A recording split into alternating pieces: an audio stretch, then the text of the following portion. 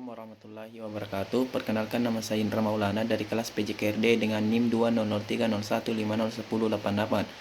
Pada video kali ini saya akan menjelaskan mata kuliah filsafat dan penjelasan olahraga pada PPT dengan judul Memahami Manusia Melalui Dimensi Filsafat. Filsafat manusia atau antropologi filsafat merupakan bagian integral dari sistem filsafat yang secara spesifik menyoroti hakikat atau esensi manusia. Sebagai bagian dari sistem filsafat secara metodis, ia memiliki kedudukan yang kurang lebih setara dengan cabang-cabang filsafat lainnya, seperti etika, kosmologi, epistemologi, filsafat sosial, dan estetika. Semua cabang filsafat tersebut pada prinsipnya bermuara pada esensi manusia dengan menyoroti gejala dan kejadian manusia secara sintetis dan reflektif, serta memiliki ciri-ciri ekstensif, intensif, dan kritis. Apa itu filsafat? Sebelum lebih jauh membahas tentang hakikat manusia dalam dimensi filsafat, penulis terlebih dahulu memaparkan tentang pengertian filsafat. Filsafat berakal dari bahasa Yunani atau philein yang berarti cinta, dan sophia yang berarti kebijaksanaan. Jadi filsafat adalah cinta akan kebijaksanaan. Jadi filsafat adalah cinta.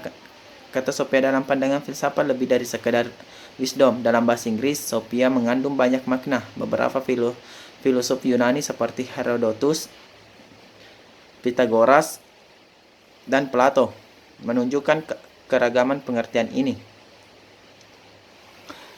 Eksistensi manusia sebagai individu. Pembahasan ini mengutip tulisan Zainal Abidin ketika membahas tentang filsafat eksistensi Soren Albin Kierkegaard. Tulisannya menitik beratkan pada pandangannya tentang eksistensi manusia dan tahap-tahap perkembangannya. Tahap-tahap perkembangannya adalah sebagai berikut. Tahap pertama, tahap estetis, adalah tahap di mana orientasi hidup manusia sepenuhnya diarahkan untuk mendapatkan kesenangan. Pada tahap ini manusia dikuasai oleh naluri-naluri seksual atau libido, oleh prinsip-prinsip kenangan yang hedonistik, dan biasanya bertindak menurut suasana hati atau mood. Kedua, tahap etis. Memilih hidup dalam tahap etis berarti mengubah pola hidup yang semula estetis menjadi etis. Ada semacam pertobatan di sini, di mana individu mulai menerima kebajikan-kebajikan moral dan memilih untuk mengikatkan diri kepadanya.